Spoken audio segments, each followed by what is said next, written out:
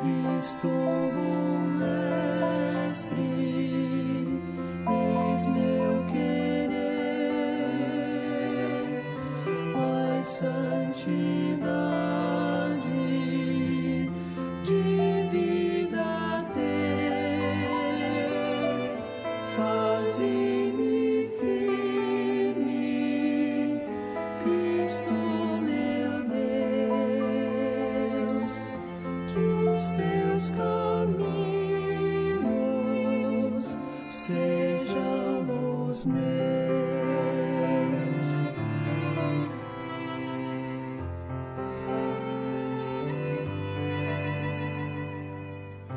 Em tua graça quero viver, em tuas promessas sempre vou crer. Cristo, bom Mestre, eis meu querer.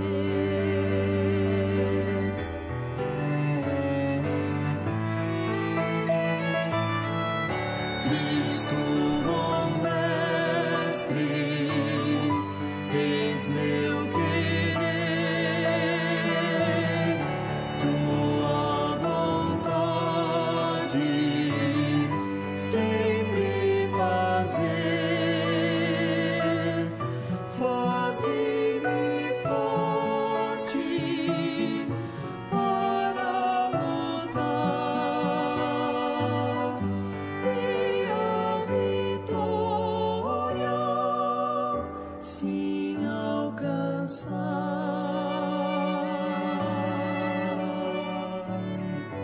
E a vitória sim alcançar.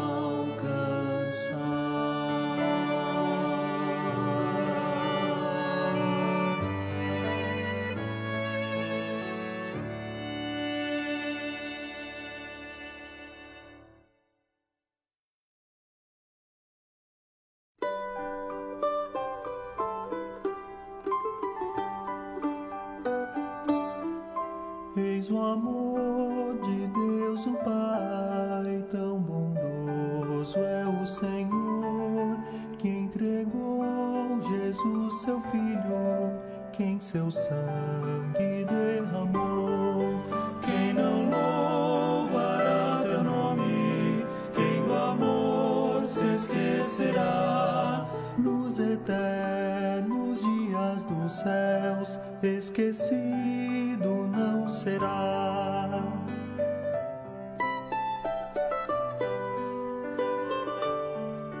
O Calvário, a dura cruz, uma fonte se tornou. As comportas Deus abriu e sua graça derramou. Seu amor flui como rios que não cessam de correr. Paz perfeita e justiça vem a nós sem merecer.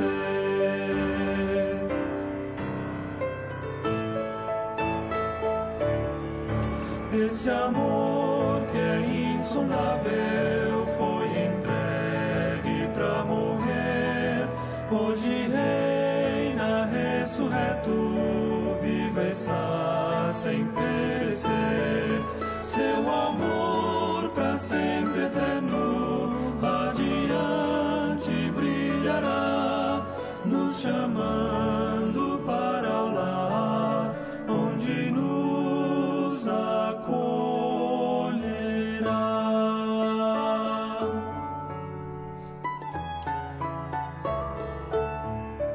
é o amor, é o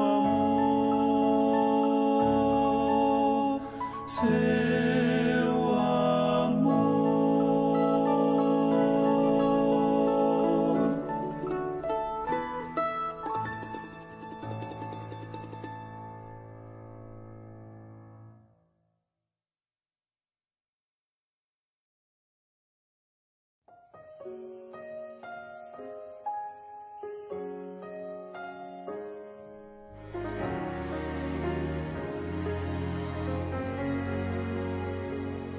O precioso sangue de Jesus, aliança de graça e paz, revela seu tão grande amor aos caídos filhos de Adão. O soberano Rei por mim morreu, na cruz seu sangue verteu. Oh, que grande amor do Rei dos Reis, eu para sempre com ele reinarei.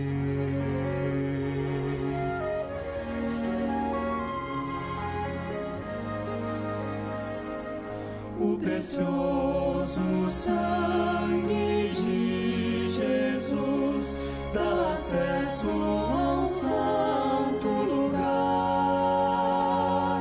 Tenho confiança e posso orar em difíceis dias de pesar. Eu tenho acesso ao trono celestial, ali encontro poder para viver sua graça e seu amor, pois tu és Deus sustentador.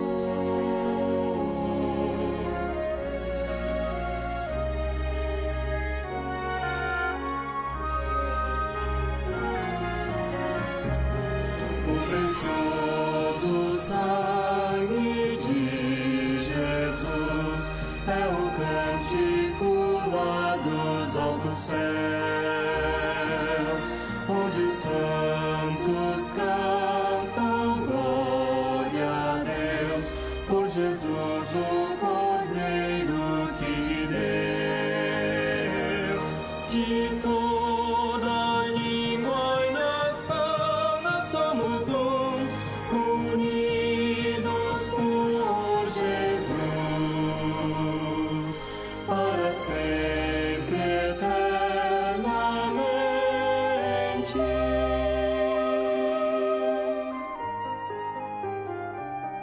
Para sempre com Jesus.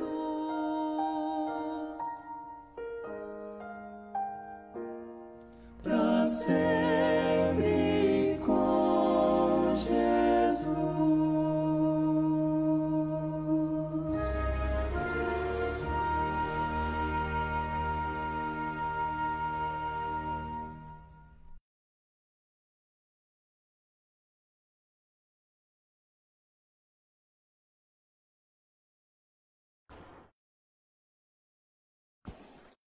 Bom dia a todos.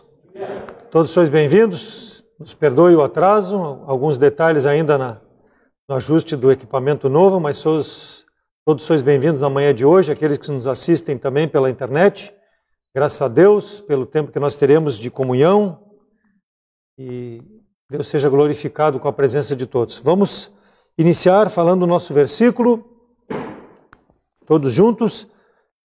Dito o homem que confia no Senhor e cuja esperança é o Senhor, porque ele é como a árvore plantada junto às águas, que estende as suas raízes para o ribeiro e não receia quando vem o calor, mas a sua folha fica verde, e no ano de sequidão não se perturba, nem deixa de dar fruto. Jeremias 17, 7 e 8. Primeiro hino na manhã de hoje, número 11 do nosso Voz de Melodia, Onipotente Rei.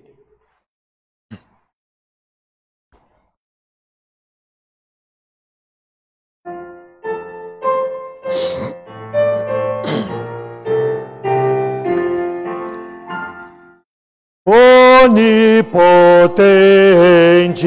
Rei, aqui presente ser no teu poder, em teu excelso amor, inspira-nos louvor. Queremos-te, Senhor, engrandecer. Ó poderoso Deus, nos ouvi lá dos céus a petição e vem fazer brotar o que se semear. Nas manchas vem limpar o coração. Vem tu, Consolador, se testificador da redenção. No templo vem entrar, a obra completar, das manchas vem limpar o coração. Ó grande Trino Deus, sim te adoramos nós, e só a ti santificar-nos-á, ao céu nos levarás, a glória nos darás contigo aí. Vamos orar. Bondoso Deus e amado Pai, nós te damos graça pelo privilégio de mais uma vez nos reunirmos na tua presença. Obrigado por cada um que pôde chegar, por aqueles que também estão via internet nos assistindo, que tu possa receber o nosso louvor, a gratidão pela salvação que temos em Cristo, ó Deus. Obrigado pelo teu cuidado até aqui, apesar de tudo que tem ocorrido nesse mundo, somos gratos porque tu tens sido misericordioso para cada um de nós, nos protegendo, nos guardando, e que nós possamos, ó Deus, continuar firmes, aguardando em Ti o suprimento de cada uma das nossas necessidades. Abençoe a Tua palavra na manhã de hoje, que Tu possa usar o Teu servo para falar aos nossos corações, nos desafiar, também a escola dominical, que tudo seja apresentado para a Tua honra e para a Tua glória. Obrigado por tudo, e que Tu na manhã de hoje, ó Deus, possa também trabalhar no coração daqueles que ainda não Te conhecem como Salvador, seja pela internet, que alguém de alguma forma possa entender o amor em Cristo e receber a salvação na manhã de hoje. Perdoa os nossos pecados, em nome de Cristo que eu oro agradecido, entregamos em Tuas mãos esse culto. Amém. Próximo hino, número 20 do nosso Voz de Melodia.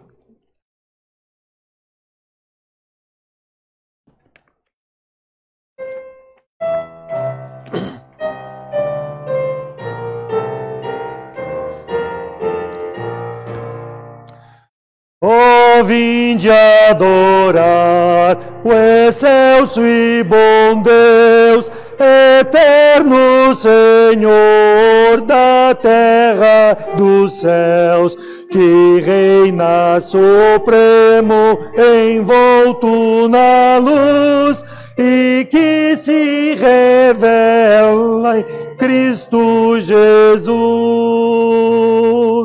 Seu grande poder deveis contemplar no brilho do céu, na terra e no mar. As gotas de orvalho, sim toda a flor, proclamam constante seu grande autor. Amém. Me atrapalhei ali na segunda estrofe. As gotas de orvalho, sim, toda a flor, é bem rapidinho ali. Me perdoem pela falha. Vamos prosseguir, aprendendo os nossos livros da Bíblia. Já aprendemos o Antigo Testamento. E agora também iremos, os livros históricos também, agora nós iremos aprender os livros poéticos, a sapiência. E os livros poéticos são todos juntos: Jó, Salmos, Provérbios, Eclesiastes e Cantares. Jó, Salmos, Provérbios, Eclesiastes e Cantares. Vamos repetir agora todos os livros que até o momento nós aprendemos: o Pentateuco, os livros históricos e agora os livros poéticos. Então vamos juntos. Gênesis, Êxodo, Levíticos, Número, Deuteronômio, Josué, Juízes, Ruth, 1 Reis, 2 Reis, 1 Samuel, 2 Samuel, 1 Reis, 2 Reis, 1 Crônicas, 2 Crônicas, Esdras, Neemias e Esther, Jó, Salmos, Provérbios, Eclesiastes e Cantares. Vamos de novo. Gênesis, Êxodo, Levíticos, Número, Deuteronômio, Josué, Juízes, Ruth, 1 Samuel, 2 Samuel, 1 Reis, 2 Reis, 1 Crônicas, 2 Crônicas, Esdras, Neemias e Esther, Jó, Salmos, Provérbios, Eclesiastes e Cantares. Ok? Alguém se anima a dizer sem olhar? Irmã, vamos lá.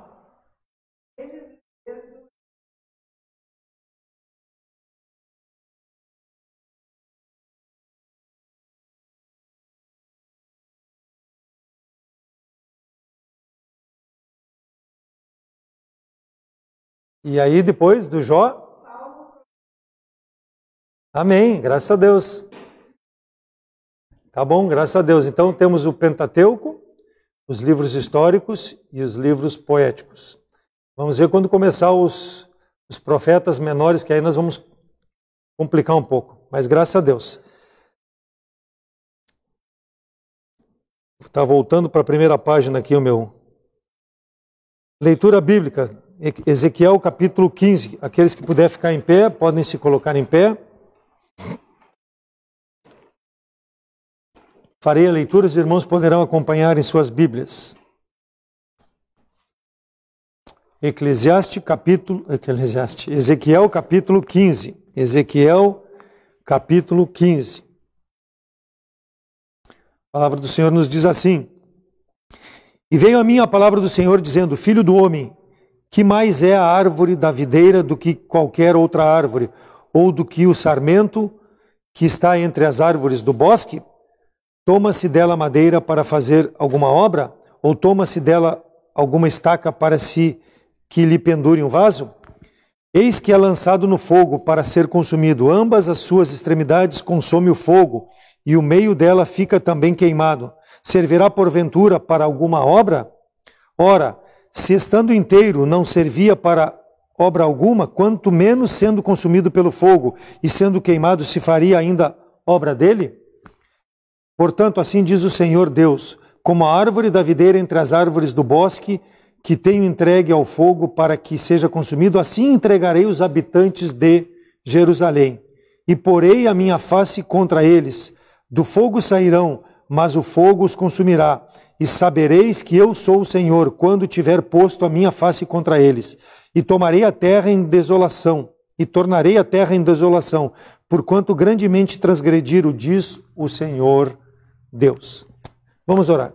Senhor nosso Deus, obrigado pela Tua palavra, que possamos estar atentos a ela, Deus, para não sofrermos as consequências do nosso pecado, mas que possamos nos conduzir de forma digna diante de Ti, e principalmente, ó Deus, diante daqueles que olham para a nossa vida, que ainda não Te conhecem como Salvador, que nós não venhamos a ser um tropeço, ó Deus, mas possamos buscar fazer a Tua vontade para honrar e glorificar o Teu santo nome. Graças Te damos por tudo, pelo Teu Espírito que habita em nosso coração, e que nós possamos permitir que Ele nos conduza na Tua vontade e não na nossa. Em nome de Cristo que eu oro agradecido. Amém. Pode assentar-se.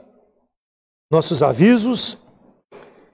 Todos sabemos que em virtude do decreto municipal e estadual, nosso último culto, pelo menos nas 2 próximas semanas, não teremos culto presencial por causa dessa pandemia. Então, vamos seguir as ordens do nosso governo, mas as nossas transmissões ao vivo continuarão sempre domingo pela manhã, mesmo com a presença dos irmãos hoje, estamos transmitindo via internet às 9 horas o nosso culto e a escola bíblica dominical. Às 19 horas o nosso culto vespertino também será transmitido e o culto de oração nas quartas-feiras às 20 horas. Então, estejamos atentos para qualquer mudança, tudo será sempre anunciado via internet. Então, nos próximos 2 fins de semana não teremos o nosso culto presencial. Fica atento para qualquer necessidade, vai ser avisada via internet e sempre que houver possibilidade, hoje temos um bom grupo, né, quase mais de 2/3 da nossa capacidade, sempre respeitando a capacidade máxima de 30 pessoas, que é o que comporta o nosso templo. Todos sois bem-vindos. Bem-vindo, Luciano, né? Seja bem-vindo, temos um visitante pela primeira vez, conhecendo a igreja. Deus possa abençoar a sua presença e também que a palavra de Deus possa falar ao seu coração. Os demais são todos de casa. Vamos então cantar o nosso último hino, número 415, do nosso Voz de Melodia.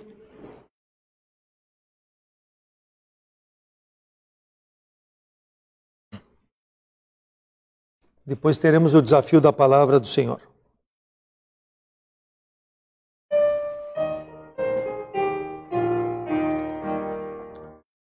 Vamos nós trabalhar, somos servos de Deus, com o Mestre seguir no caminho do céu, com o seu bom conselho, vigor renovar e fazer prontamente o que Cristo mandar. No labor com fervor, a servir a Jesus, com a esperança e fé e com oração, até que volte o Redentor. Vamos nós trabalhar, os famintos fartar, para a fonte os sedentos depressa levar. Só na cruz do Senhor nossa glória será, pois Jesus salvação pela graça vos dá. No labor com fervor, a servir a Jesus, com a esperança e fé e com oração, até que volte o Redentor. Vamos nós trabalhar para Cristo Senhor, contra o reino da treva será vencedor. Ele então para sempre exaltado será, pois real salvação pela graça nos dá. No labor com fervor, a servir a Jesus, com a esperança e fé e com oração, até que volte o Redentor. Vamos nós trabalhar, ajudados por Deus, que coroa real nos dará lá nos céus. Na mansão dos fiéis o descanso será, pois Jesus salvação pela graça nos dá. No labor com fervor, a servir a Jesus, com a esperança e fé e com oração, até que volte o Redentor.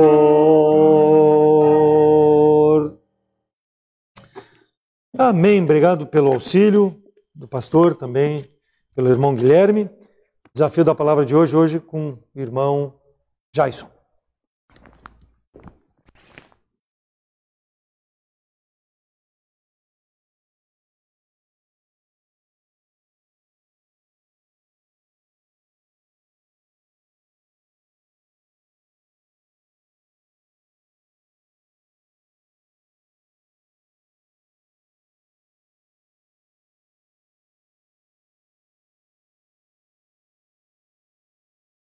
Bom dia, irmãos.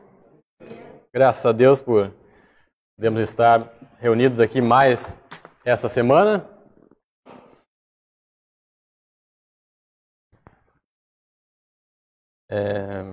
Nesses últimos dias, tive a bênção de entrar de férias, já que o meu serviço ele não prevê nenhum tipo de isolamento, serviço essencial, a gente acaba ficando na rua, independente da situação, mas agora estou de férias, conversando com uma pessoa e falando que vou ficar 30 dias de férias, em isolamento com a esposa em casa. Há quem diga que não é férias, é provação, Ao final de 30 dias a gente vai saber para quem que é provação, se é para mim ou se é para minha esposa, Mas, brincadeiras à parte, nós sabemos que estamos vivendo em um tempo bastante conturbado, em virtude da pandemia, em virtude de todas as coisas que estão acontecendo.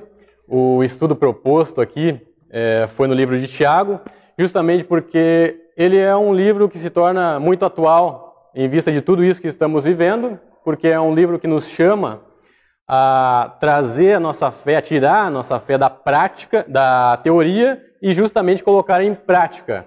E que momento melhor do que esse para nós colocarmos em prática a fé que nós temos no nosso Deus.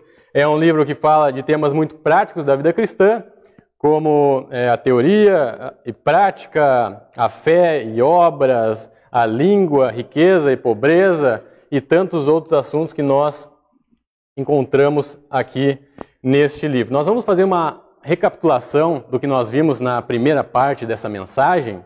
E já nessa recapitulação, nós vamos inserir alguns complementos e depois nós seguiremos nosso estudo. Certo? Então já convido de antemão os irmãos a abrirem suas Bíblias lá para o livro de Tiago. Tiago, capítulo 1.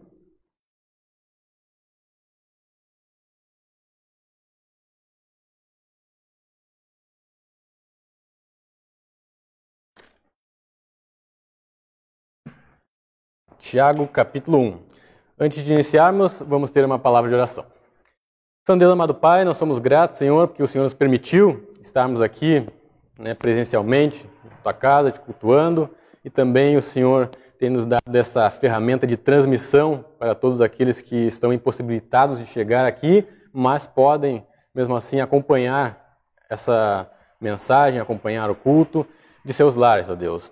Pedimos que o Senhor esteja abençoando essa manhã, mensagem, que ela possa estar falando aos nossos corações, nós possamos estar realmente entendendo a mensagem do Senhor e colocando em prática tudo aquilo que nós temos aprendido, a Deus. É isso que lhe pedimos, em nome de Cristo. Amém. Então, iniciando a nossa revisão, nós vimos que essa é uma carta de cunho geral, ela não foi destinada especificamente a alguém, mas aos cristãos que estavam dispersos por todas as partes do mundo. Nós vimos que a autoria desse livro de Tiago, ela é muito possivelmente atribuída ao irmão de Jesus, Nós temos pelo menos quatro Tiagos ali no Novo Testamento, mas uma vez que ele se tornou um grande líder da igreja primitiva, com muita relevância, com muitas iniciativas ali, em alguns momentos a gente pode acompanhar isso no livro de Atos, aqueles que estudaram datas, comparações em escrita, discurso, encontraram nele a maior probabilidade como sendo o autor desta carta.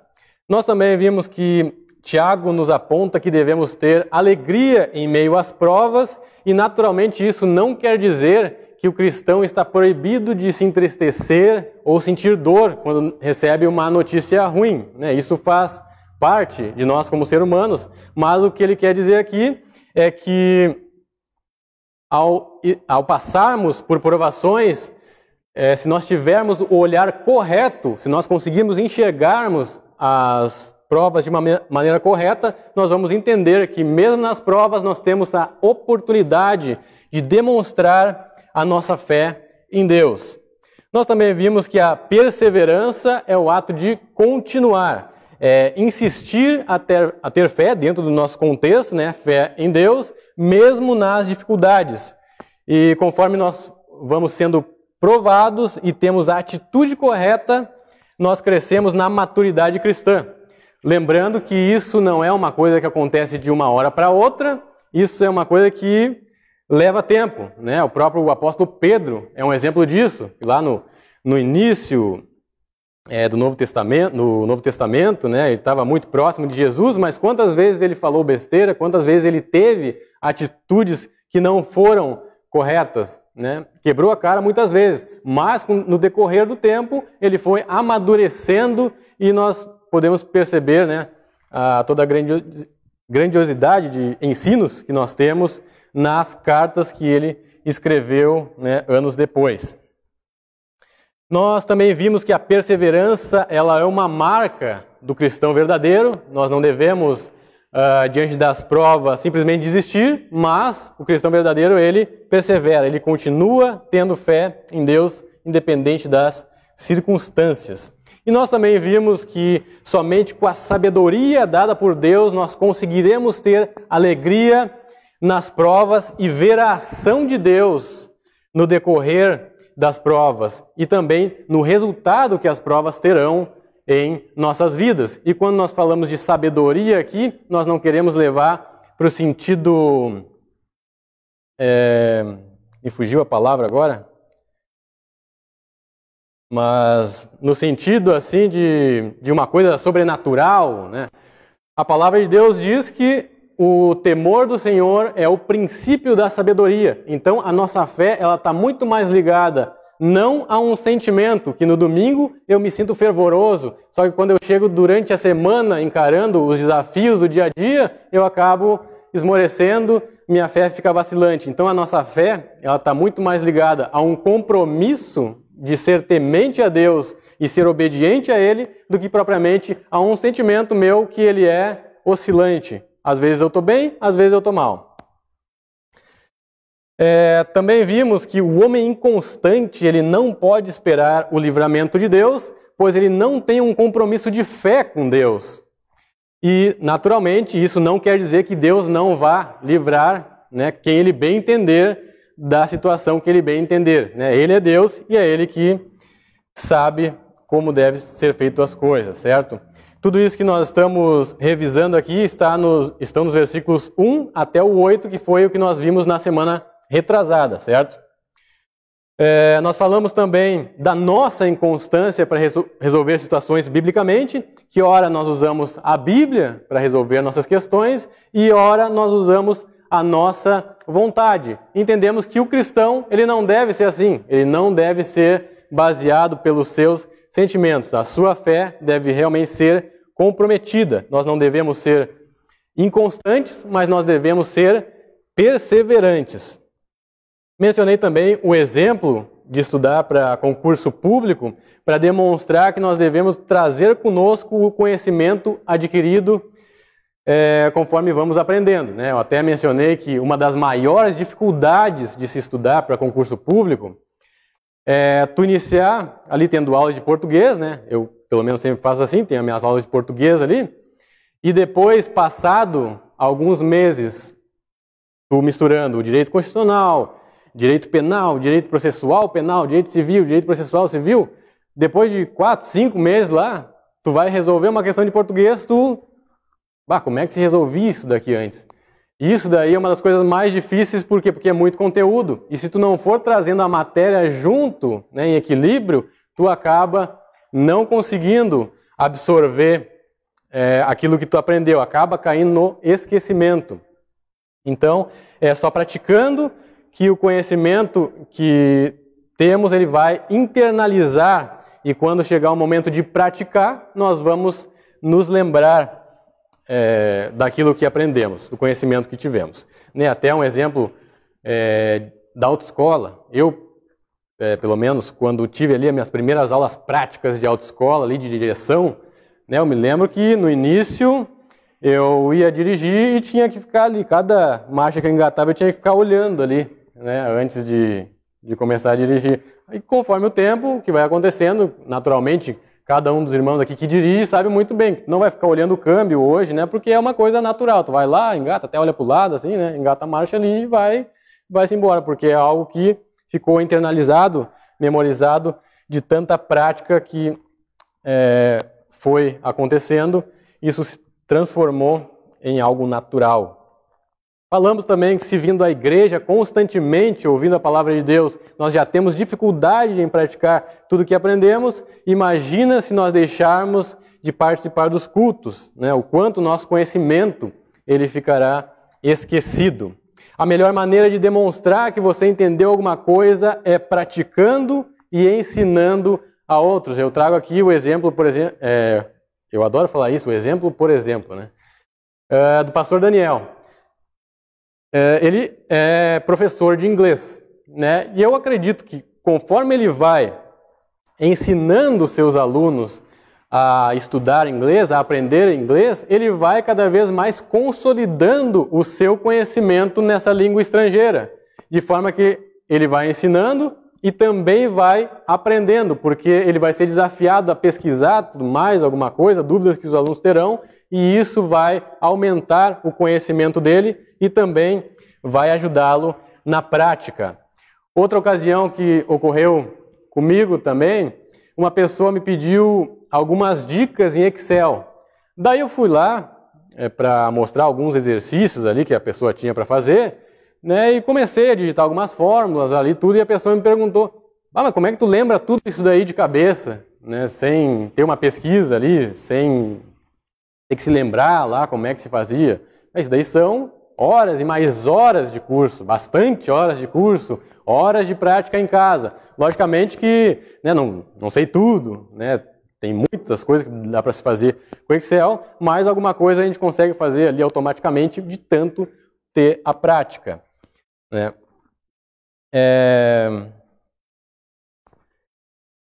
Só eu quero fazer aqui um parênteses também nesse assunto, que quando falamos do homem inconstante, lá do versículo 8, não é que ele faz a sua própria vontade por ignorância ou por falta de conhecimento. Ele tem um coração dividido, né? E diante das provas ele fica com aquele dilema entre fazer a vontade de Deus e fazer a vontade do homem. Mas é uma decisão deliberada que ele toma, não é algo por desconhecimento. Mas esse tema ele vai ficar para a próxima mensagem, né? O dilema que está no homem desde os primórdios lá, entre fazer a vontade de Deus e fazer a sua própria vontade. Nós também vimos que a nossa fé, ela deve ser um compromisso com Deus independente das circunstâncias. E nós batemos bastante nessa tecla e mencionamos lá um exemplo muito claro disso em Daniel capítulo 3, onde nós trouxemos Mesaque, Sadraque e Abednego diante da fornalha de fogo ardente, sofrendo as pressões de Nabucodonosor, mas mesmo assim eles reconheceram que Deus ele tinha todo o poder para livrá-los daquela situação, mas se Deus não os livrasse, eles ainda não fariam o que o rei Nabucodonosor queria que eles fizessem, que era se prostrar diante daquela estátua, daquela imagem. Então, eles foram fiéis independente das circunstâncias. Chegamos, então, ali no versículo 9, que nós vamos falar hoje. Vamos fazer a leitura do versículo 9 até o versículo 12, que é o que nós veremos hoje. O irmão, porém, de condição humilde, glorie-se na sua dignidade, e o rico na sua insignificância, porque ele passará como a flor da erva, porque o sol se levanta com o seu ardente calor, e a erva seca, e a sua flor cai, e desaparece a formosura do seu aspecto. Assim também se murchará o rico em seus caminhos. Bem-aventurado o homem que suporta com perseverança a provação, porque depois de ter sido aprovado, receberá a coroa da vida, a qual o Senhor prometeu aos que o amam. Então aqui nós sabemos que o contexto em que Tiago estava escrevendo essa carta era ali da igreja primitiva, com perseguições e tudo mais, pessoas fugindo com um risco de vida por causa da sua fé. E, possivelmente, um outro tipo de provação que eles enfrentavam naquele momento era a questão econômica. E aqui, no versículo 9, nós devemos entender que aquele irmão de condição mais humilde, financeiramente falando, ele não deve achar que ele precisa ter dinheiro ou precisa ter um status social para ser digno. Não é isso que as Escrituras nos ensinam. E Tiago aqui vai na contramão daquilo que muitas igrejas pregam por aí. Se você é pobre, se você está num estado de dificuldade financeira, é porque você está em pecado. É porque você não está fazendo as coisas certas. Se você não tiver a casa dos seus sonhos, se você não tiver o carro dos seus sonhos, é porque você não está tendo fé suficiente. A sua fé, ela tem sido pequena. E por isso, Deus não tem te abençoado. Você tem que contribuir para Deus te dar em dobro, em triplo. Mas, quando nós abrimos as Escrituras, não é isso que a palavra de Deus ensina. Vai ali para Tiago, capítulo 2, na verdade, não precisa nem mudar a página, pelo menos na minha Bíblia não, Tiago, capítulo 2, versículo 5. Ouvi, meus amados irmãos, não escolheu Deus os que para o mundo são pobres para serem ricos em fé e herdeiros do reino que ele prometeu aos que o amam? Ou seja, a questão de pobreza, ela em nada a ver tem com a questão de estar em pecado. Não é a condição financeira que vai fazer uma pessoa ser honrada ou não.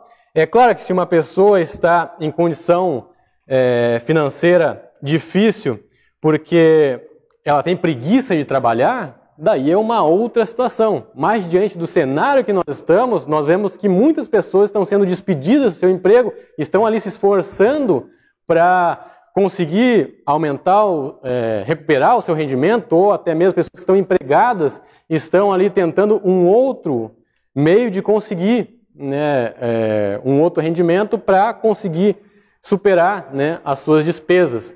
Mas o que Tiago diz aqui é que a pessoa ela não precisa ter um status social para ser digna, porque a nossa dignidade ela vem de Cristo. Seguindo na nossa leitura aqui o versículo 10. E o rico na sua insignificância, porque ele passará como a flor da erva. Então aqui o irmão de condição mais abastada, que tem mais posses, mais condições, ele não deve colocar a sua confiança nas riquezas. Ele deve entender que isso não lhe garante a vida eterna. Muito pelo contrário, nós não temos como pagar o preço pela salvação. Esse preço foi pago somente pela obra que Cristo fez na cruz do Calvário. Então, a pessoa que tem mais condições, ela não deve se gloriar na sua riqueza, porque em nada a sua salvação foi adquirida pelas posses que ela tem, e sim por Cristo. Ele deve gloriar-se na sua insignificância, porque com relação à salvação, ele é insignificante. E Cristo o salvou da condenação eterna.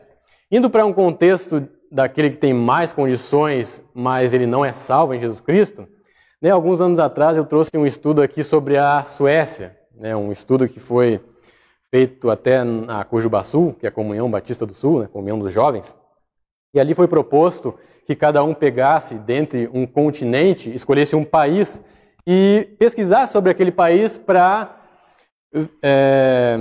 trazer um estudo sobre missões. Eu fui selecionado ali no continente europeu e escolhi a Suécia para falar. Esse país que é a Suécia. Pesquisando ali sobre esse país, eu vi que a condição da população lá, ela é muito melhor financeiramente do que a condição do povo brasileiro, por exemplo.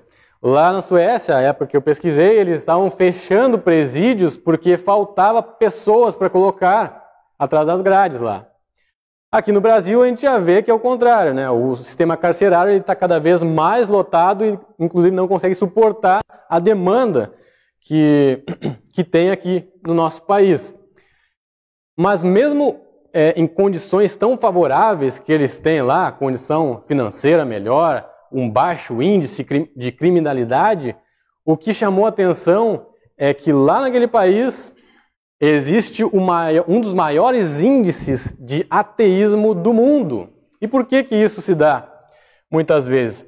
Porque a pessoa ela acaba sendo seduzida a colocar a sua confiança nos seus bens, na sua posse, e ela é seduzida a entender que ela não precisa de Deus, porque o dinheiro vai lhe proporcionar todas as coisas que ela precisa. Então, não é pela condição, mas é por Cristo que nós devemos nos gloriar. Nem sempre ser colocado à prova significa que você vai passar por uma tribulação, né? Geralmente, quando a gente fala em provação, a nossa cabeça automaticamente ela já liga com tribulação, com dificuldade, com problema. Mas nem sempre isso acontece. Exemplo aqui, o caso de José. Mas como assim José? Ele passou por tantas dificuldades. Né, há umas 2 semanas atrás a gente estava fazendo devocional com os homens aqui da igreja, né? E me chamou a atenção justamente a vida de José, que ele passou por tantas dificuldades ali, ele foi traído pelos seus irmãos, vendido como escravo, chegou lá no Egito, foi preso injustamente, sofreu tantas coisas negativas, mas quando a vida dele deu uma reviravolta, né, por todo esse processo, ele sendo fiel a Deus, é claro, ele foi colocado lá como o detentor do poder, né, do império, do reino do Egito, apenas abaixo de Faraó. Isso também é uma prova, porque ao chegar no poder, ele poderia simplesmente esquecer de Deus, ele poderia simplesmente querer se vingar dos seus irmãos, mas não foi isso que aconteceu. Ainda naquele tempo de paz que ele tinha ali, como o mais poderoso ali do Egito, detendo o poder, ele ainda assim continuou a fazer a vontade de Deus, né? Seguindo tudo aquilo que Deus tinha orientado que ele fizesse. Então, as provas muitas vezes elas não vêm acompanhadas de tribulação, mas ainda assim nós somos provados. Né? Tem uma frase que diz o seguinte: dê poder ao homem e descobrirá quem ele realmente é. É uma frase de Maquiavel.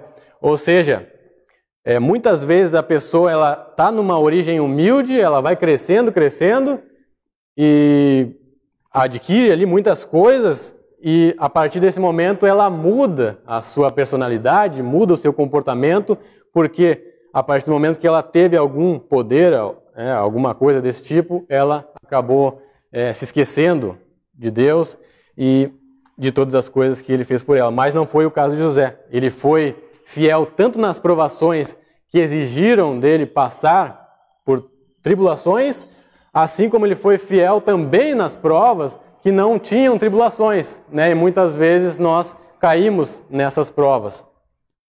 Exemplo disso, irmão, que é uma prova que não exige tribulação de mim. Nesse tempo de pandemia, como já foi falado aqui, nós temos mais tempo em casa. E será que eu ler a minha Bíblia e ter um tempo devocional diário com Deus não é uma prova de amor que eu estou dando a Deus? Não é uma prova para mim isso? Isso daí não diz respeito a eu estar passando por tribulações ou não. Diz respeito ao tempo que eu estou dando de comunhão com Deus. Então, mesmo quando nós não estamos passando por tribulações, nós também somos provados. Versículo 11. Porque o sol se levanta com o seu ardente calor e a erva seca, e a sua flor cai, e desaparece a formosura do seu aspecto. Assim também se murchará o rico em seus caminhos. E aqui Tiago faz uma ilustração, a exemplo do versículo 6, quando ele está falando da onda do mar e do vento que agita a onda do mar. Ele está fazendo aqui essa ilustração para dizer que a vida do rico passará e o seu dinheiro não o salvará no último dia. Em resumo aqui, tanto na riqueza quanto na pobreza, a nossa dignidade, ela vem de Cristo. A nossa dignidade, ela vem de Cristo. E nós temos um outro texto, né, em que o apóstolo Paulo, ele passa por essa situação de estar em escassez e estar em abundância. Nós vamos lá em seguida. E eu quero dizer aqui para os irmãos que esse texto que nós vamos ver agora, ele é muitas vezes mal interpretado. E um texto mal interpretado nas Escrituras, muitas vezes ele pode matar uma pessoa. Aí você vai entender isso em seguidinha. Estava eu a conversar com um amigo meu, há muito tempo atrás, lá no MSN. Né? Os irmãos podem ver como o tempo passa e a gente vai ficando velho, né? E conversando com esse amigo meu, lá no MSN, ele veio dizer o seguinte para mim: pai, eu tô me sentindo mal, eu tô doente. Não me lembro exatamente o que ele tinha. Qual é a primeira pergunta que tu faz quando uma pessoa diz que está doente, está se sentindo mal? Naturalmente, perguntei para ele: bom, tu já foi ao médico? O que ele me respondeu? Não, eu não fui no médico.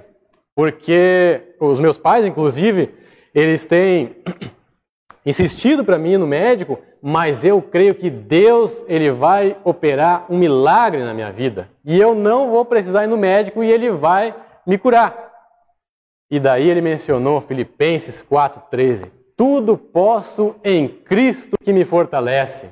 Eu disse para ele: olha, mas se Deus colocou os médicos aqui, né, no nosso meio, deu capacidade a eles, eu imagino que seja para nós irmos até lá e se tu for o médico te receitar um remédio e a tua saúde melhorar, não significa que Deus não te abençoou, né? Muito pelo contrário. Significa que Deus te abençoou e a tua saúde foi recuperada. E na verdade, irmãos, quando ele disse essas palavras, isso é muito mais uma tentação a Deus, dizer que, eu posso ir no médico, mas eu não vou, porque Deus vai me curar. Isso é muito mais uma tentação a Deus do que propriamente uma prova de fé. Né? Vamos lá entender o contexto em que esse versículo está inserido, ali em Filipenses, capítulo 4. Filipenses, capítulo 4. Vamos começar ali no versículo 10, que diz o seguinte: alegrei-me sobremaneira no Senhor, porque agora, uma vez mais, renovastes a meu favor o vosso cuidado, o qual também já tinhais antes, mas vos faltava a oportunidade. Digo isto não por causa da pobreza, porque aprendi a viver contente em toda e qualquer situação. Tanto sei estar humilhado, como também ser honrado. E tudo e em todas as circunstâncias já tenho experiência, tanto de fartura como de fome, assim de abundância como de escassez. Tudo posso naquele que me fortalece. Ou seja, qual é o contexto que Paulo está inserindo esse versículo aqui? É na condição de ele saber viver tanto na escassez quanto na abundância. Mas em tudo ele pode em Cristo. Ou seja, o que importa aqui, independente da escassez, independente da abundância, é Cristo. E por isso que eu brinquei aqui com os irmãos, dizendo que um texto mal interpretado pode matar. Porque imagina se a pessoa acaba entendendo de uma forma totalmente distorcida isso, como até é pregado por aí afora, ela acaba não indo no médico, acaba morrendo e ainda vão questionar por que Deus não agiu na vida dela. Então nós não podemos tirar o texto fora do contexto. Eu trouxe esse texto aqui justamente porque tem a ver com a situação que Tiago está tratando ali, de viver tanto na pobreza quanto na riqueza. O que importa é Cristo, porque a nossa dignidade, ele vem de Cristo. Bom, na semana retrasada, antes de entrar no versículo 12, eu acabei deixando uma parte de fora, né, no comentário desse versículo 12, voltando lá para o livro de Tiago, né?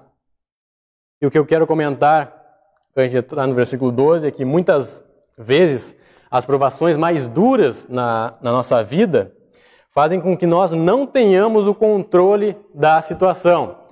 Como assim ter o controle da situação? Eu trago um exemplo aqui para os irmãos. Não sei se alguém já passou por essa situação, mas tu está lá com o teu carro, dirigindo tranquilamente, daqui a pouco o carro apresenta problema. Algum tipo de problema. Daí tu leva ele no mecânico, o mecânico vai lá, liga o carro, não apresenta problema nenhum. Daí tu fica lá com aquela cara. Não, eu não sou louco. Apresentou problema, eu vi. Daí tu leva o carro para tua casa. Daí tu chega na tua casa, o carro vai lá e apresenta o mesmo problema, seja não pegar, seja qualquer outro problema. Daí o mecânico vai até a tua casa, chega lá e liga o carro. Ou seja, uma prova de paciência, né, que a gente está passando. Mas o que eu quero dizer com isso é que mesmo meu carro estragando, pode até ser uma aprovação ali, mas eu tenho como resolver essa situação. Eu levo o carro no mecânico e supostamente o mecânico ele vai resolver o meu problema. Ou seja, né, Deus me deu condições de eu ter algum controle naquela situação para resolver isso. Agora existem situações, irmãos, que nós não temos o controle sobre essa provação, que é o caso, né, como a gente já está bem familiarizado com isso diante das notícias, né? Mas é o caso de uma pessoa do grupo de risco que apresenta problemas respiratórios e testa positivo para Covid. O que eu posso fazer se o quadro dessa pessoa piorar? Eu vou levar ela até o hospital, ela vai ficar internada, muito provavelmente vai ser colocada em um respirador e a partir daí eu não tenho mais muito o que fazer. A situação não está mais no meu controle. E é aí, irmãos, que aquele homem inconstante do versículo 8, ele não consegue passar por esse momento sem querer entregar o controle da sua vida, né, o controle da sua situação, do seu problema, nas mãos de Deus. Porque justamente a natureza do ser humano é querer ter o controle sobre todas as suas ações. Ele quer resolver os seus problemas. Mas quando nós passamos por provações desse nível, nós devemos confiar em Deus. E é aquilo que o homem fiel sabe e pode se refugiar em Cristo, pois Ele é o nosso sumo sacerdote, que sabe das nossas dificuldades. Ele já passou, ele já foi tentado, ele já foi provado. Né? Hebreus capítulo 4, vamos ali rapidinho para Hebreus capítulo 4. Hebreus capítulo 4, versículo 15. Porque não temos um sumo sacerdote que não possa compadecer-se das nossas fraquezas. Antes foi ele tentado em todas as coisas, à nossa semelhança, mas sem pecado. Acheguemo-nos, portanto, confiadamente junto ao trono da graça, a fim de recebermos misericórdia e acharmos graça para socorro em ocasião oportuna. Ou seja, o homem constante, ele não consegue largar o controle da sua vida nas mãos de Deus e ele acaba entrando em desespero naquele momento. Ontem, na reunião virtual que nós tivemos de homens, o Douglas até estava comentando que tem um homem que ele conhece, o filho desse homem acabou se suicidando por causa do término de um relacionamento. Ou seja, quando se perde o controle, a pessoa entra em desespero. Né? E muitos ficam pensando, mas como é que aquela pessoa consegue passar por todas aquelas tribulações, por todo aquele turbilhão tendo paz? Porque ela sabe que em Cristo, nós podemos ter essa paz que excede todo o entendimento em meio às tribulações. Mas sabemos que Cristo, Ele tem o poder para nos tirar de qualquer situação, sendo da vontade dEle. Vamos ali para Tiago, finalizando, né, com o versículo 12. Vamos dar uma corrida aqui. Tiago, capítulo 1, versículo 12. Bem-aventurado o homem que suporta com perseverança a provação, porque depois de ter sido aprovado, receberá a coroa da vida, a qual o Senhor prometeu aos que o amam. E por que o homem que suporta a provação com perseverança, ele é feliz? porque passou pelas dificuldades insistindo em obedecer a Deus, e Deus o reconhecerá com a coroa da vida. Eu te mandei essas provações, mas tu provou que me amou em todas elas, porque me obedeceu, mesmo nas situações difíceis. Isso nos remete lá para Filipenses 2:8, que o versículo diz que Cristo foi obediente até a morte, e morte de cruz, né? O nosso maior exemplo de vida que temos em Cristo, sendo obediente em todos os momentos. Isso nos remete lá a 2 Coríntios 2:4-17, que Paulo nos diz que os sofrimentos que nós temos nessa vida, eles não se comparam ao peso de glória que nós teremos na vida eterna. Então, irmão, quer ter uma glória maior do que receber a coroa da vida diretamente de Deus, em que Deus está reconhecendo aqueles que o amam verdadeiramente? Que grande prazer será para nós se nós passarmos pelas provas com fidelidade, confiando que Cristo, Ele tem todo o poder para nos dar o suporte nos momentos difíceis. Então, até aqui nós vimos, irmãos, que em meio às provas nós devemos passar por elas com perseverança. Nós devemos enxergar as provas como oportunidades de mostrar a nossa fé. Nós devemos saber que, independente das nossas condições econômicas e financeiras, a nossa dignidade, ela vem de Cristo. E por mais que a situação não esteja no nosso controle, podemos confiar em Cristo, porque Ele estende a sua graça para nos ajudar nas provas no momento oportuno. Então, espero que os irmãos possam refletir nessa mensagem que foi trazida. Nós sabemos que estamos sendo bombardeados de provas em meio à realidade que estamos vivendo, mas vamos ser fiéis. E se porventura existe alguém, seja aqui, seja na transmissão, que ainda não tem Cristo como Salvador, entre em contato conosco pelas redes sociais, para que nós possamos explicar com mais clareza como você pode ter essa paz que excede todo entendimento em meio às provas, com base na palavra de Deus. Certo? Vamos ter uma palavra de oração. Então, Deus amado Pai, somos gratos pela Tua palavra, Deus, que nos instrui, nos admoesta acerca do procedimento que nós devemos ter, ó Deus, que possamos realmente praticá-lo, ó Deus. Sabemos das dificuldades que se apresentam muitas vezes, mas obrigado porque nós temos Cristo e nele nós temos a confiança de que, por mais que a situação não esteja no nosso controle, nós podemos descansar porque Deus é que está no controle de nossas vidas, ó Deus. E isso nos alegra e nos conforta, ó Pai.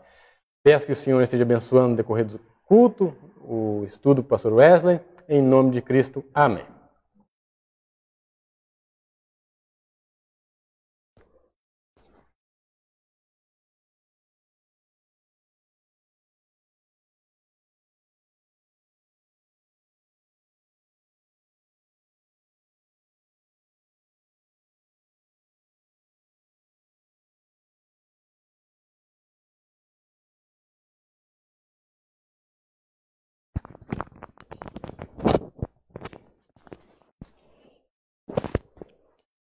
Muito bem, bom dia a todos, grande privilégio estar com vocês esta manhã e lamentavelmente nós teremos que pelo menos nas próximas 2 semanas, não termos o nosso culto presencial. Tenho dito para os irmãos e todos vocês que têm estado conosco aqui sabem como é importante esse período.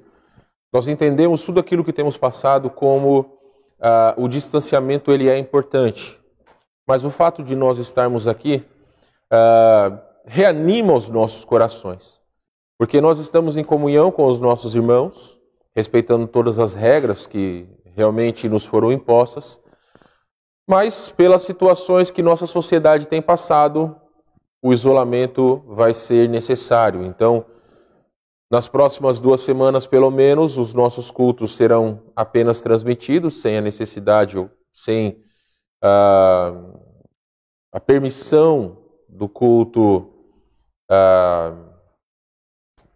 presencial. Está procurando alguma coisa? A bateria? tá dentro da sacolinha ali.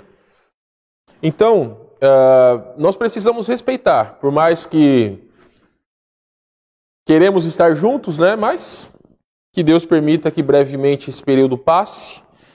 E estamos aqui esta manhã, temos o privilégio de termos o Luciano conosco. Mais uma vez, muito obrigado pela sua presença.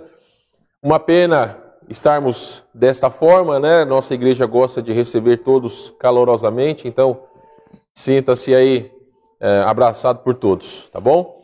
Então, vocês que estão aqui, se têm as suas apostilas, podem abrir na lição de número 4. Aqueles que estão nos assistindo podem também abrir na sua lição 4, caso tenham as suas apostilas. Os irmãos do interior, as suas apostilas brevemente chegarão, né? Todas as questões de correios e tudo mais é o que tem sido o maior problema, vamos dizer assim. Eu vou só abrir aqui o meu guia, que é o tablet, vou colocar aqui para poder me ajudar. Então, nós estamos falando, meus irmãos, sobre a divindade de Cristo, sobre o Filho de Deus e também sobre o Espírito Santo. Vamos fazer uma breve revisão aqui. O Guilherme já mudou o slide para nós.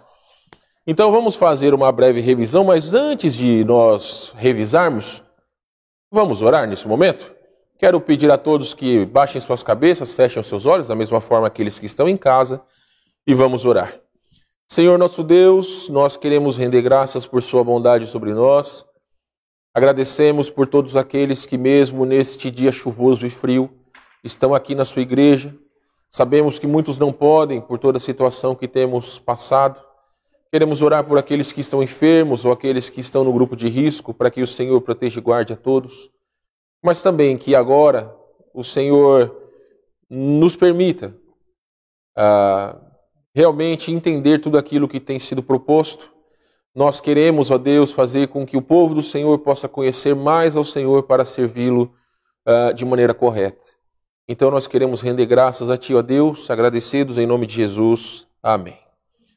Muito bem, meus irmãos, então nós estamos vendo sobre conhecendo a Deus. Tenho repetido e repetirei enquanto nós fizermos esse estudo, que quanto mais nós conhecermos a Deus, melhor nós o servimos.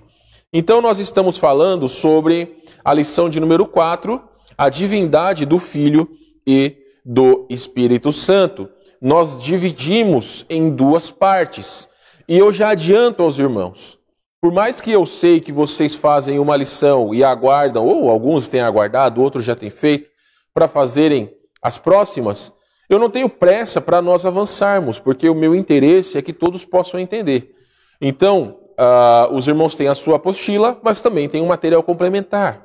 O material complementar, você que está aqui presente, pode chegar e deve chegar na sua casa e anotar na sua apostila tudo aquilo que você está vendo nos slides. Você vai lá no Facebook ou no YouTube e aí você pode anotar depois, que vai ser importante para você mesmo, tá bom? Então a primeira parte do nosso estudo nós vamos falar sobre o Filho é Deus. Já vimos sobre a Trindade, mas vamos nos adentrar agora sobre a divindade de Cristo. Eu vou passar brevemente, só recapitulando aquilo que nós já vimos. A palavra divindade, já vou colocar os slides aqui. E o meu também, como o Davi falou, né, eu não sei porque carga as águas, os slides aqui no meu tablet está voltando no começo.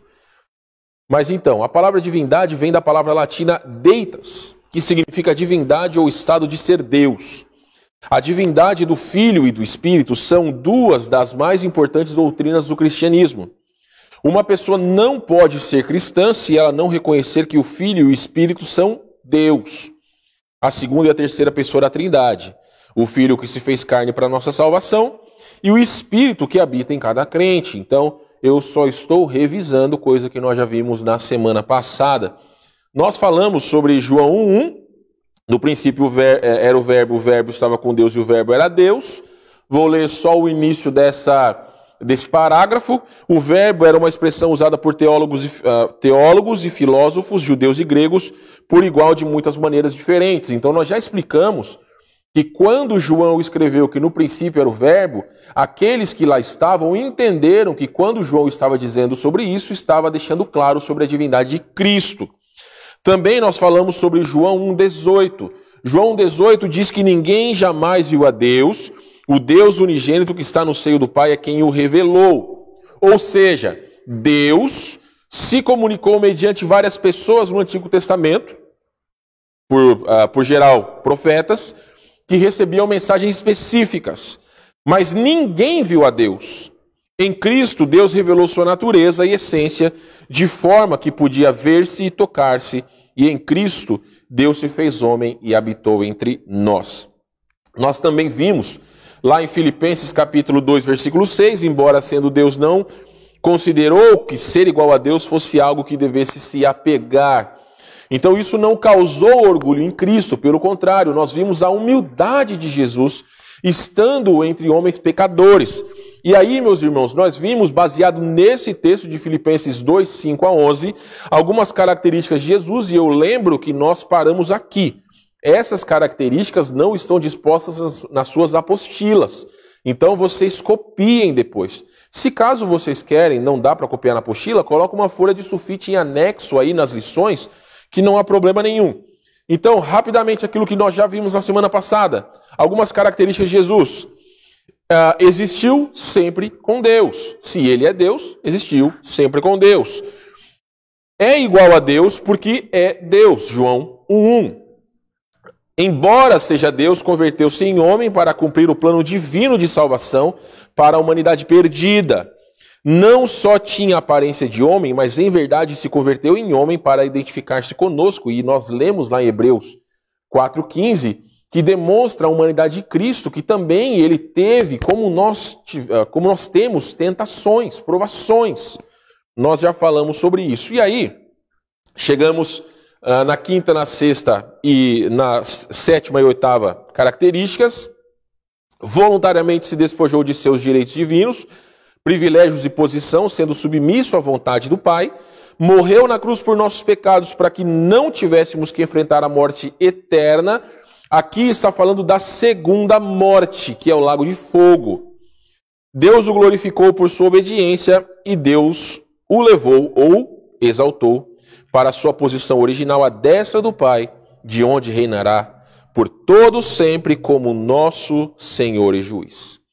E aí nós terminamos com essa pergunta: o que podemos fazer menos que lhe adorar e consagrar nossas vidas ao seu serviço?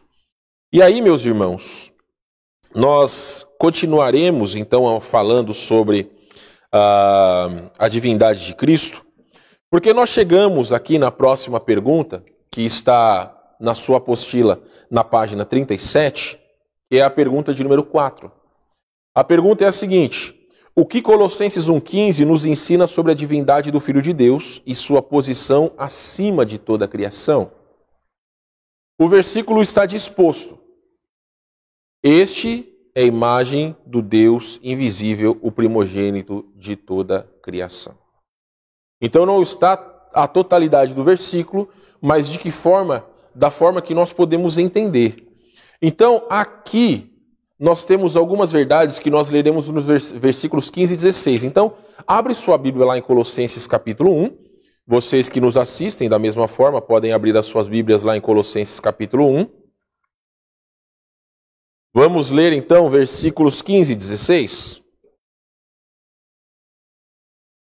Colossenses capítulo 1, versículo 15 e 16. Eduardo, me traga um copo com água, por gentileza. Colossenses capítulo 1, versículo de número 15 e versículo de número 16. Deixe-me chegar ali para poder ler para todos os que estão aqui, também aqueles que nos assistem. Vamos lá. Versículo 15. Este é a imagem do Deus invisível, primogênito de toda a criação, pois nele foram criadas todas as coisas, nos céus e sobre a terra. Obrigado. Nos céus e sobre a terra, as visíveis e as invisíveis, sejam tronos, sejam soberanias, quer principados, quer potestades, Tudo foi criado por meio dele e para ele. Então, olha só. O que Colossenses 1,15 nos ensina sobre a divindade do Filho de Deus? Quem de vocês pode responder aí o que você colocou na sua apostila? Não precisa ter vergonha, tá, gente? Por favor, é uma aula participativa. O que vocês escreveram aí na sua apostila? Qual o seu entendimento desse versículo? Quem poderia nos falar? Se vocês não falarem, eu vou chamar, hein? Olha que maravilha, todo mundo com vergonha. Espero que todo mundo tenha feito, hein? Fala, Davi. Ou seja, Deus age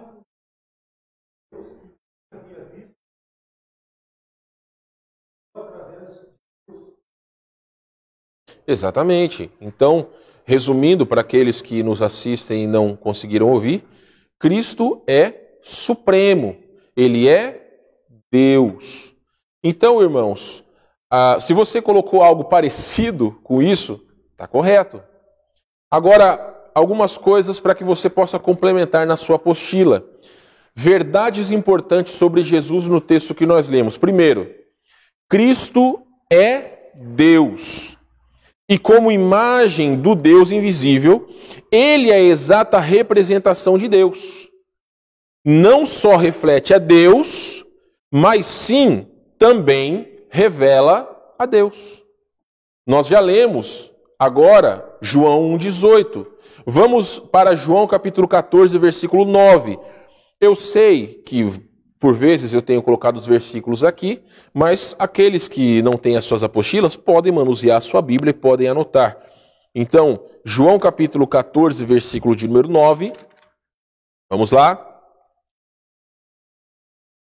Eu vou ler. E aí também aqueles que assistem podem assistir. Podem ouvir, perdão. Versículo 9. Disse-lhe Jesus: Filipe, há tanto tempo estou convosco e não me tendes conhecido? Quem me vê a mim, vê o Pai. Como dizes tu? Mostra-nos o Pai? Então, ele é a personificação do Deus Pai. Quem vê Jesus, vê Deus Pai. Ok? Então essa é a primeira verdade importante que o texto nos mostra. A segunda verdade importante é a seguinte: como primogênito de toda a criação, tem a prioridade e autoridade como príncipe na casa do rei. E aí, meus irmãos, eu vou ler aqui para vocês a nota que tem na nossa apostila, que também, quem não tem, pode esclarecer sobre essa parte de ser o primogênito. Algumas pessoas acham que quando diz que Cristo é o primogênito de toda a criação, que ele foi o primeiro a ser criado. Não, não tem nada a ver isso. Presta atenção na nota. A palavra imagem vem da palavra grega eikon, que corretamente traduzida por imagem ou que é corretamente traduzida por imagem ou semelhança. Quem, se não Deus, poderia ser a imagem exata de Deus?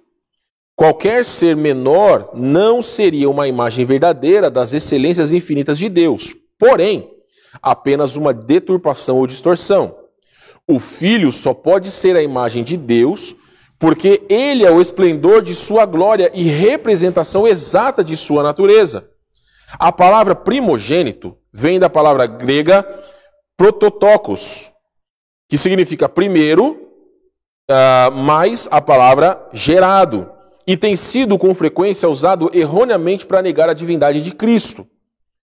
O apóstolo não usou esse termo para mostrar que o Filho era uma criatura, mas para provar que ele possuía uma posição acima de toda a criação e que era distinto dela. O verdadeiro significado de primogênito em relação ao Filho é claramente ilustrado no Salmo 89, 27, onde o termo é usado para mostrar hierarquia em vez de origem ou nascimento. Em referência a Davi, Deus declara: eu também farei dele o meu primogênito, o mais elevado dos reis da terra. Está claro que Davi foi o primogênito de Deus apenas no sentido de que ele foi considerado acima de todos os outros reis. De maneira similar, contudo, ainda mais abrangente, o Filho de Deus é primogênito no sentido de que ele está sobre toda a criação. Ou seja, Cristo é o primogênito no sentido de ter todo o poder, toda a primazia em relação à criação. Ele não foi o primeiro a ser criado. Mas como nós acabamos de ler, ele tem, então, uma posição acima daquilo que foi criado em relação a Deus. Ok? E aí, meus irmãos, uma coisa importante que o texto também nos fala sobre Cristo. Veio do céu, não do pó. Vamos lá, 1 Coríntios capítulo 15, versículo 47. 1 Coríntios capítulo 15, versículo 47. Todas essas verdades o texto tem dito para nós. 1 Coríntios 15, 47, os versículos são complementares, como vocês bem o sabem. 1 Coríntios capítulo 15, versículo 47. E notem, meus irmãos, como é importante esse entendimento, porque existem muitas doutrinas que são errôneas aí por fora.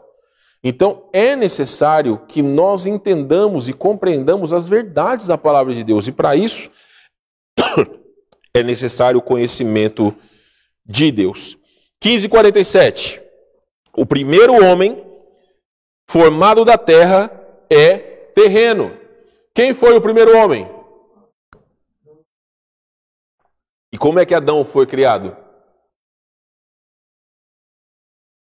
Do barro. O versículo diz: o segundo homem é do céu.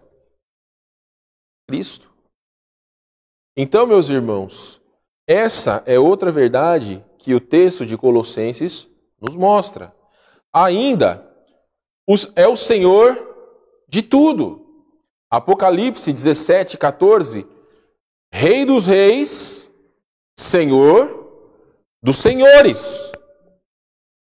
Também, eu preciso ver o que é que acontece aqui, porque os slides aqui no meu tablet, ele tá voltando para o primeiro, mas enfim. Ele é completamente santo e, finalmente, tem a autoridade para julgar o mundo. Portanto, é supremo sobre toda a criação, incluindo o mundo espiritual. Então, meus irmãos, todas essas coisas estão inerentes ao texto de Colossenses capítulo 2 e são pertinentes a Cristo. E os versículos, aqueles que nós não estamos lendo, como depois vai ter outras referências, cada um de vocês fica responsável para ler na sua casa. Por quê? Por que é importante que você leia? Conhecimento. O Jason explicou muito corretamente uma situação de alguém que não tinha uma compreensão da palavra de Deus e que poderia ter trazido malefícios pela má compreensão. Existem milhares de coisas que, infelizmente, as pessoas entendem de maneira errada. E aí, nós que procuramos estudar a palavra de Deus, somos colocados como farinha do mesmo saco.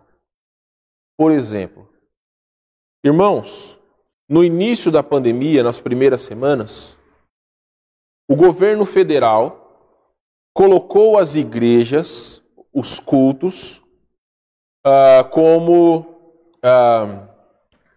esqueci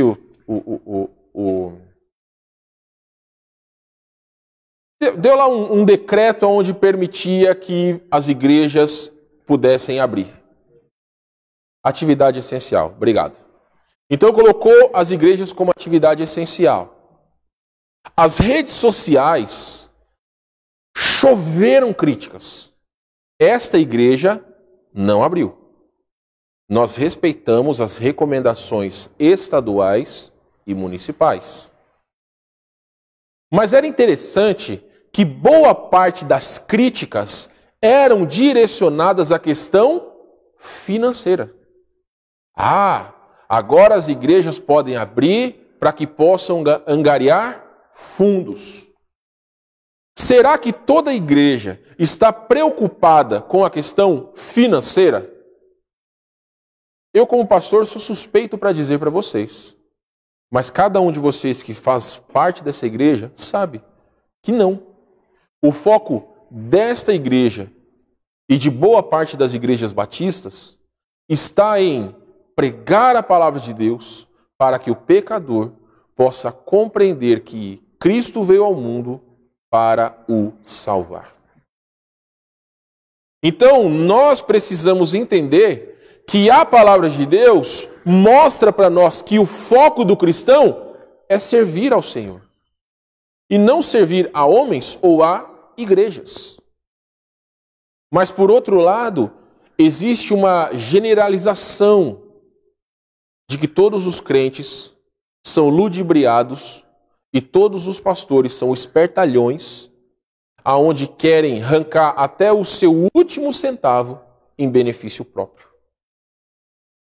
Então, ficar generalizando ou generalizar não é bom em nada. Em absolutamente nada. E é por isso que é tão importante que você, quando chegar na sua casa, você pegue os versículos, separe um tempo para você estudar a palavra de Deus. Você não deve engolir a seco tudo aquilo que está sendo ensinado aqui. Você deve buscar conhecimento em fontes que são saudáveis. Então, as passagens que estão aqui, nós estamos prosseguindo, e se nós fôssemos ler as passagens, depois eu vou colocar aqui outras tabelas com vários versículos, e aí você pode ler da sua casa. Porque se nós ficarmos lendo aqui, aí sim que nós vamos demorar mais para avançar. Mas então, meus irmãos, nós já respondemos sobre esta pergunta de Colossenses capítulo 2.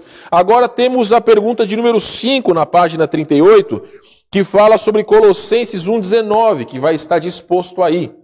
Colossenses 1,19, pois foi do agrado do Pai que toda a plenitude habitasse no Filho. A pergunta é a seguinte, em Colossenses 1,19 encontramos ainda outra afirmação da divindade do Filho.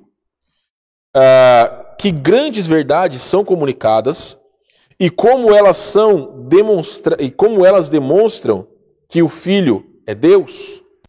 Eu vou responder para vocês por causa do nosso tempo.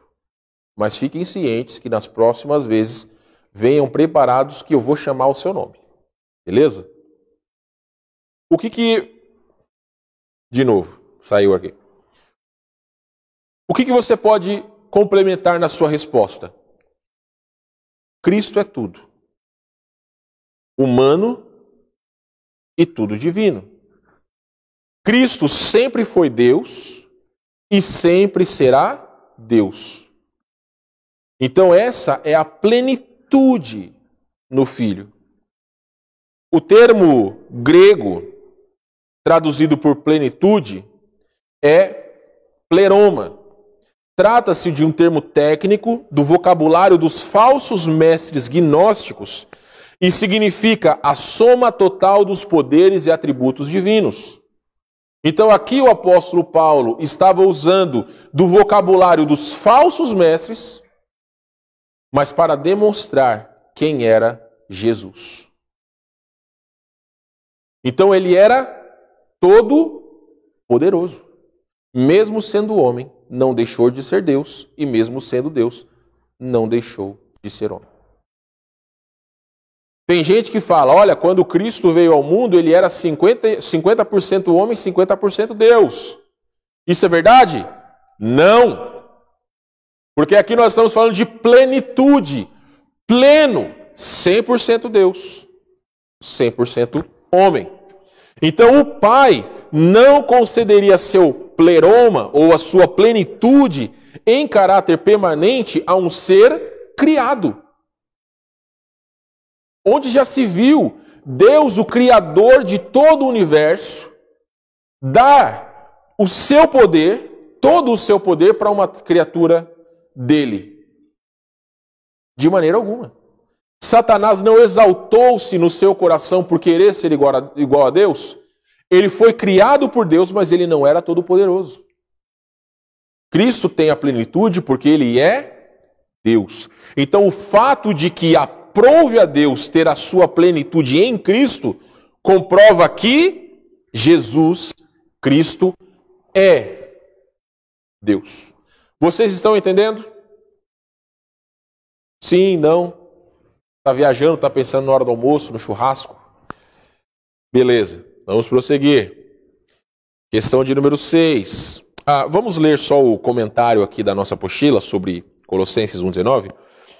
A plenitude do oceano não pode ser contida em um copo que possa ser segurado pela mão de um homem. Olha que interessante. Nem seria possível que a plenitude de Deus habitasse em qualquer ser inferior a ele mesmo. Então, é uma excelente ilustração. Concluiremos esta sessão considerando mais alguns importantes textos que se referem ao Filho diretamente como sendo Deus. É importante observar que essas referências em relação à divindade do Filho foram feitas mesmo após a sua encarnação. A verdade revelada é que quando o Filho Eterno se tornou homem, ele não deixou de ser Deus em qualquer sentido do termo. Então, olha, as respostas já vão estar aí. Primeiramente, meu Senhor e meu Deus. João 20, 29. O primeiro título vem da palavra grega kurios, que é usada ao longo da Septuaginta, no Antigo Testamento grego, como uma referência a Yahvé ou Jeová.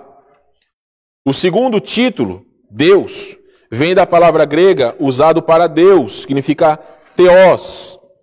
Se as palavras de Tomé tivessem sido resultado de um zelo mal orientado, Jesus certamente teria o corrigido. Por exemplo, vocês se lembram em ocasiões aonde homens se prostravam para adorar anjos? O que os anjos diziam? Não adora a mim, adora a Deus. Cristo não aceitou a adoração? Sim. Se ele não fosse Deus, isso é lógica. Se ele não fosse Deus, ele não deveria aceitar a adoração. Porque se ele estivesse fazendo algo que não era pertinente a ele, ele estava pecando. E se ele tivesse pecado, não seria Deus. Então, exercício de lógica. Ok? Próximo, nosso grande Deus e Salvador. Mais uma vez, os irmãos podem ler aí nas suas casas os versículos. Tito 2,13. Aqui a apostila tem algumas explicações acerca desses textos. Essa é outra referência direta ao Filho como Deus. No entanto, não devemos esquecer que o título Salvador é também uma grande prova da divindade do Filho. Em Isaías 43, 10 e 11, Deus declara: Eu sou o Senhor, e fora de mim não há Salvador. Se Cristo é nosso Salvador, então Ele também é Deus. Se Ele não é Deus, então também não pode ser o nosso Salvador. A respeito do Filho, Pedro diz: não há salvação em nenhum outro. Atos 4,12. Notem, meus irmãos, como todos esses versículos nos forçam a compreender a divindade de Cristo, não só de maneira velada, mas até mesmo pela lógica, entendendo quem é Deus. Letra C. Deus bendito. Bendito para todos sempre. Ao afirmar a encarnação, Cristo segundo a carne, Paulo afirma então que ele é Deus. A frase também pode ser traduzida como o qual é Deus sobre todos, bendito para todo sempre. E finalmente, o teu trono, ó Deus. Hebreus 1:8. Nesse contexto, o próprio Pai refere-se ao Filho, ao seu Filho, como Deus. Depois da sua morte e ressurreição, o Filho de Deus foi mais uma vez exaltado à direita do Pai, onde reina como Deus e homem. Então, meus irmãos, nós poderíamos nos aprofundar muito mais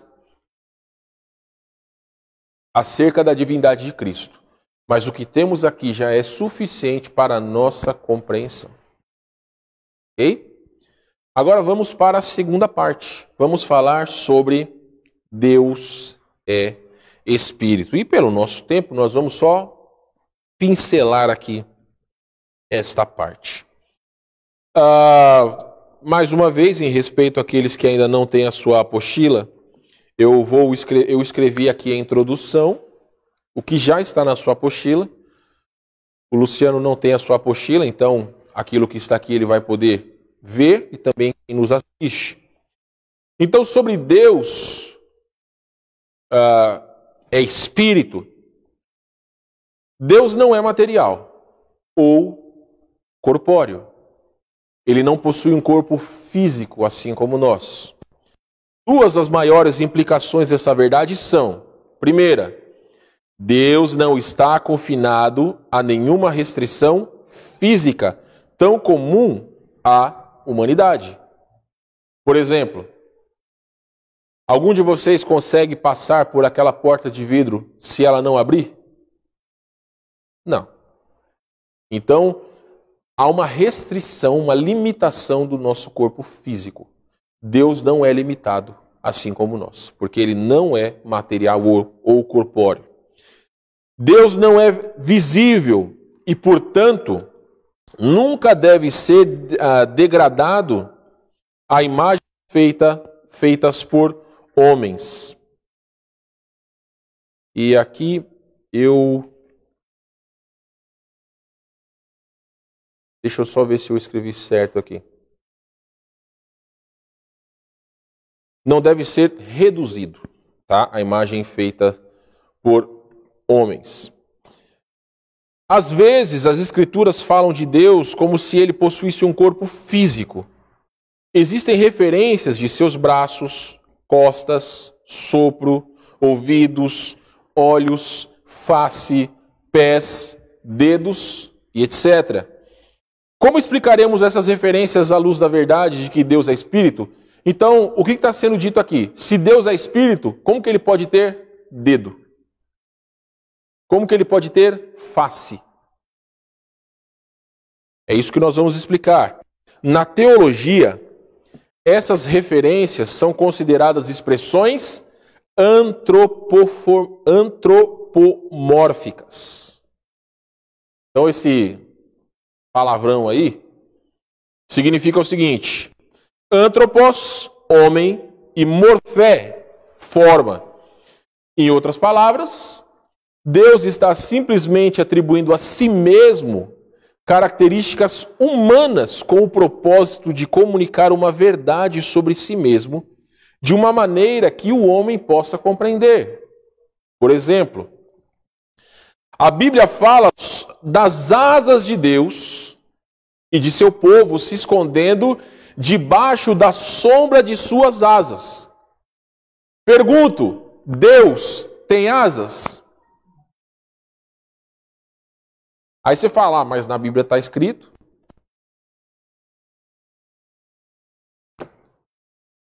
Olha só, existem algumas expressões que, por exemplo, uma pessoa que come muito, você pode falar que comeu igual um boi. Ou se a pessoa come muito rápido, comeu igual um cavalo. Se a pessoa não toma banho, como uns camaradas aí que eu estou sabendo que não tomaram banho no inverno, eu não vou falar quem, você pode dizer que a pessoa é um porco. Mas a pessoa, ele é um porco real? Não. Não é. Então, não tomar banho no inverno, Ou tem uns camaradas aí que gostam de tomar banho de manhã, passa o dia inteiro trabalhando e só toma banho no outro dia, ó. Parabéns. Não vou falar quem é, mas está presente aqui essa manhã lá atrás. Enfim, não é você não, tá, Paulo? Fica tranquilo. Eu acho que não. Mas, então, brincadeira, tá, Eduardo? Não vou falar que é você não.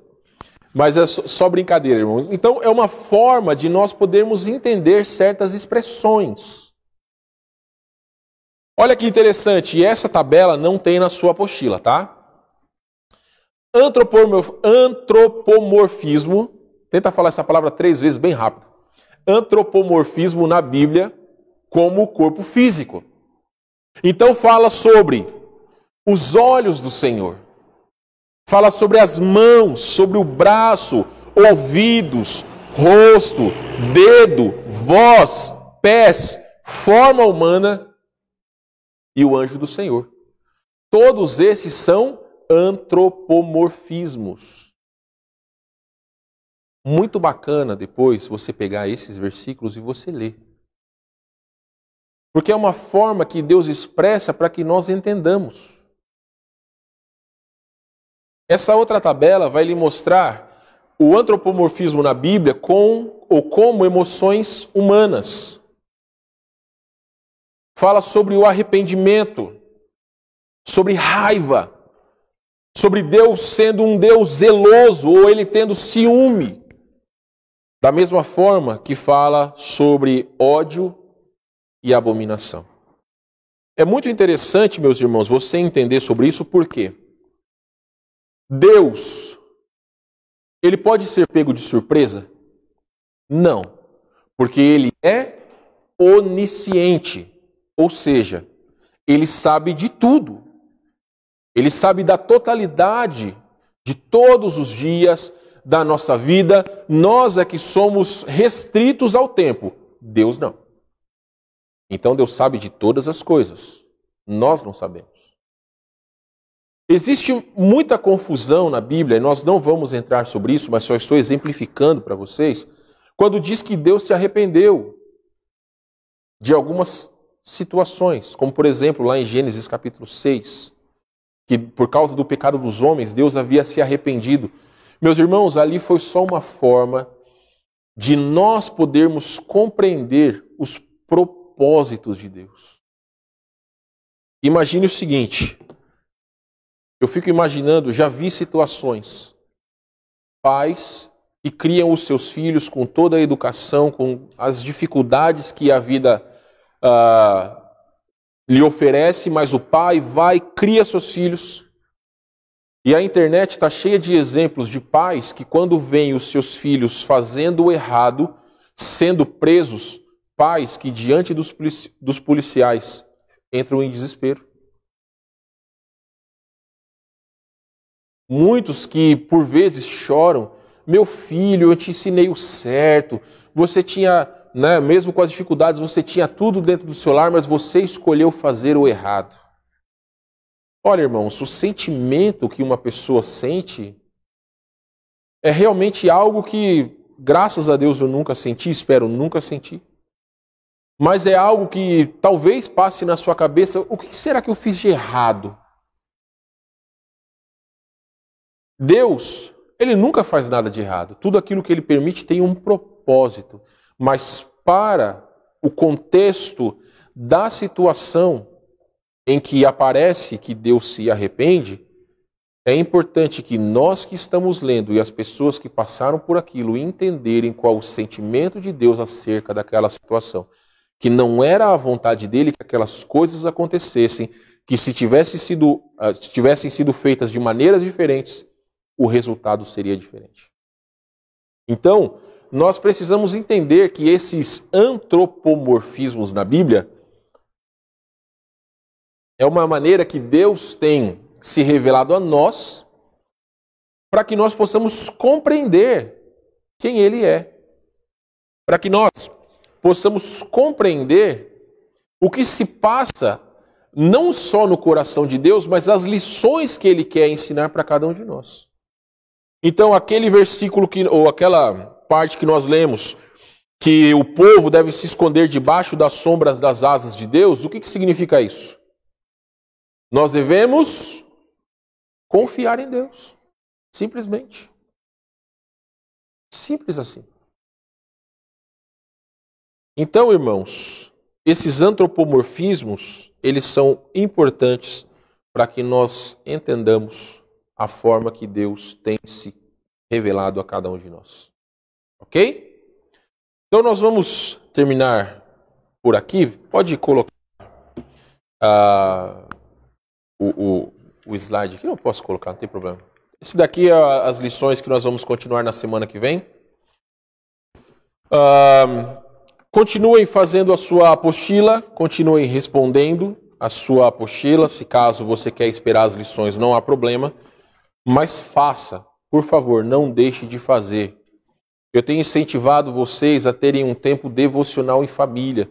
Faça com a sua esposa, marido, ou faça com os filhos, faça sozinho, mas enfim. Tenha um tempo devocional, abra a sua Bíblia juntamente com o livro e conheça mais sobre Deus. Penetre a fundo nos versículos que nós temos apresentado para vocês. Volte depois que você chegar na sua casa, pegue a sua apostila e copie todas aquelas referências, abra depois e você vai ver, olha que interessante. Fala sobre o rosto de Deus, ou a face de Deus. Né? Sobre Deus tendo ciúme do seu povo. Tudo isso vai acrescentar bastante no nosso conhecimento. Então, meus irmãos, lamentavelmente, nas próximas 2 semanas não teremos culto presencial. Os irmãos, por favor, nos acompanhem pela internet. Hoje à noite, 19 horas, continuamos com a nossa transmissão. Agradeço ao Jorge que tem nos cedido aí o seu equipamento para termos uma melhor imagem. Também obrigado a todos vocês que estão aqui conosco hoje. Mais uma vez, Luciano, obrigado pela sua presença.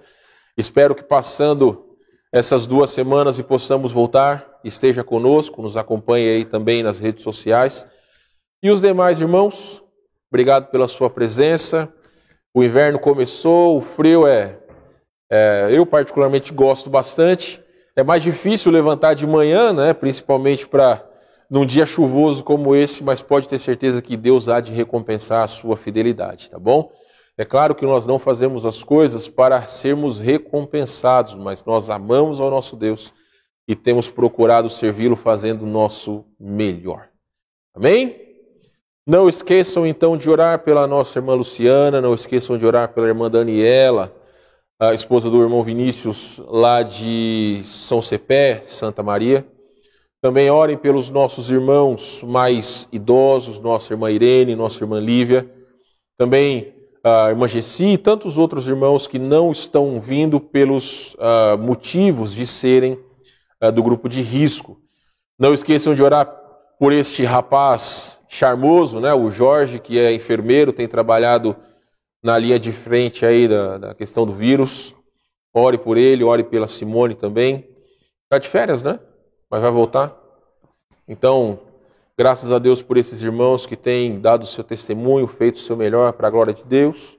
Não esqueçam de orar por todos eles, tá bom? Nós vamos terminar em oração e aí depois encerraremos o nosso culto. Oremos então.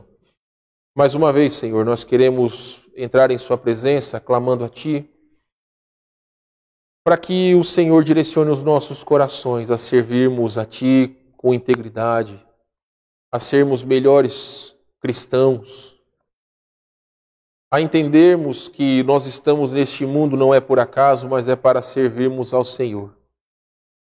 Obrigado por aqueles que nos acompanharam até aqui pela internet, por aqueles que estão presentes. Obrigado pelo nosso visitante, o Luciano. Sinta-se bem em nosso meio, que o Senhor abençoe sua família, ajude o Senhor Deus nas situações que ele tem enfrentado, familiar, mas também agradecemos pelas bênçãos. Pedimos, ó Deus, pelos nossos irmãos que não podem estar aqui por serem do grupo de risco. Sabemos que muitos, ó Deus, queriam estar presentes, mas que o Senhor acalente os seus corações.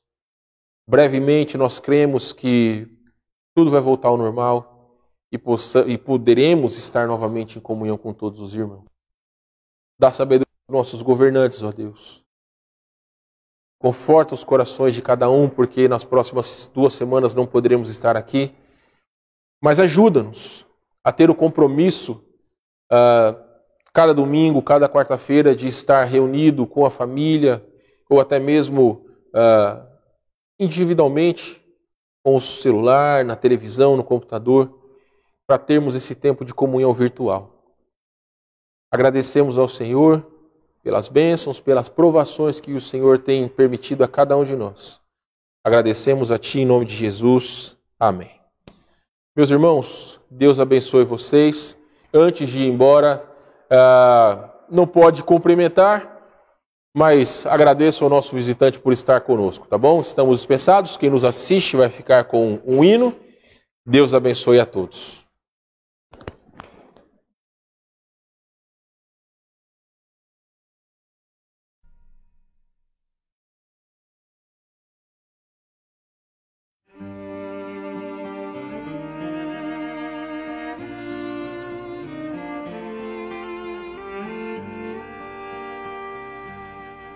Te